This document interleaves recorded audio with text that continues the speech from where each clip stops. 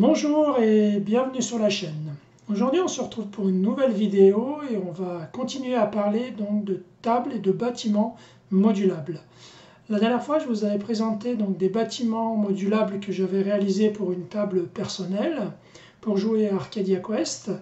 Et aujourd'hui je vais vous présenter une table donc pour le jeu Zombicide Black Plague et cette table elle va être réalisée donc pour un client. Vous verrez, j'ai donc conservé le même principe que j'avais utilisé pour mes bâtiments personnels. J'ai juste apporté quelques petites modifications à la demande de mon client et je vais vous expliquer tout de suite pourquoi.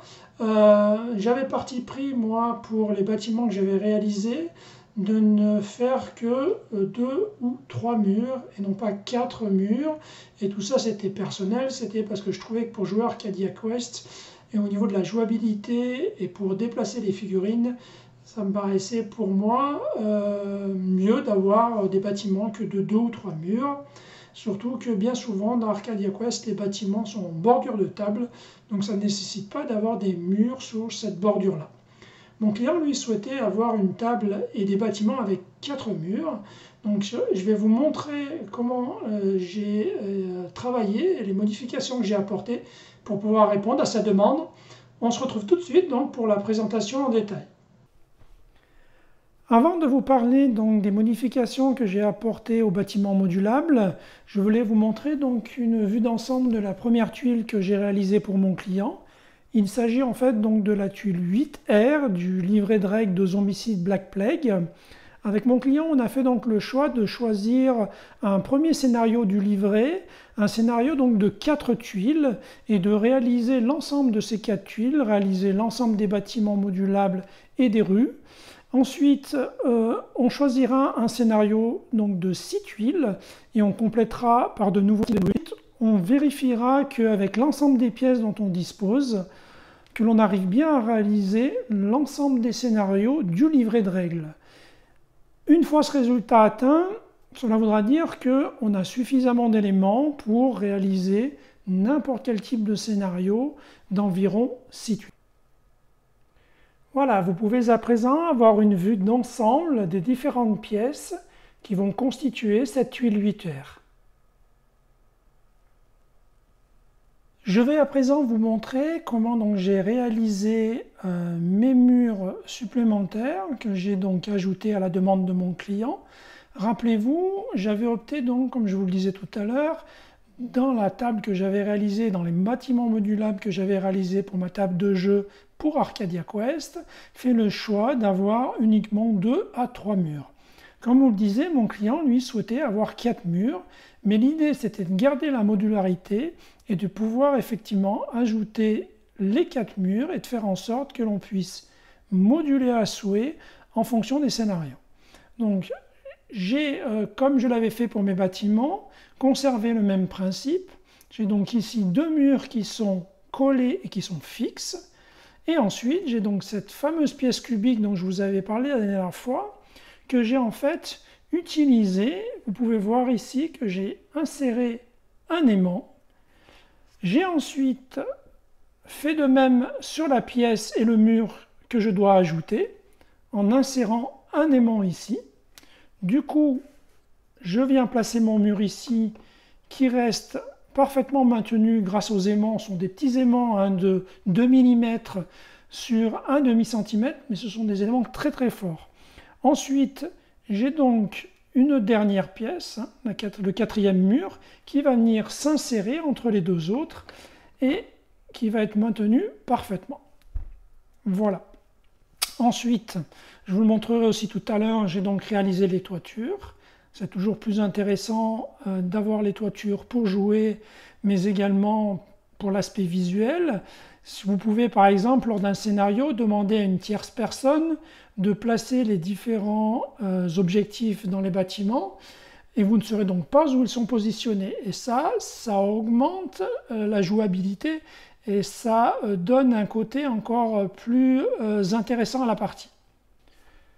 Je vais à présent essayer de vous montrer tout l'aspect modulable de ces bâtiments. Vous pouvez voir, on va commencer donc avec 2 zones de 10 par 10. Vous pouvez remarquer que nous avons 2 portes d'entrée sur le devant est que nous avons deux murs modulables, comme ceci, et les deux murs ici sont fixes. Vous pouvez remarquer qu'ils ne sont pas du même côté, c'est volontaire. Je vais vous expliquer pourquoi. Je replace donc pour le moment mes deux murs. Admettons que l'on veuille faire, donc, en fonction du scénario, un bâtiment donc, de 2 cases qui va donc faire 10 cm par 20. Vous avez ici, à chaque extrémité, les deux portes. Imaginons que dans notre scénario, la porte doit être placée ici.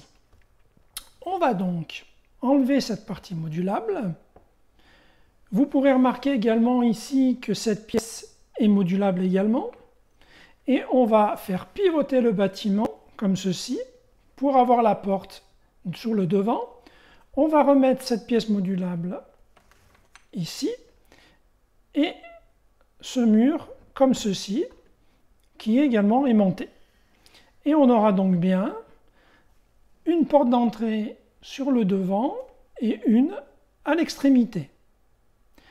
Ici, vous pouvez voir qu'il n'y a pas de mur ici. Donc on va se retrouver avec un bâtiment de 2 cases, mais qui n'est pas séparé par une porte centrale.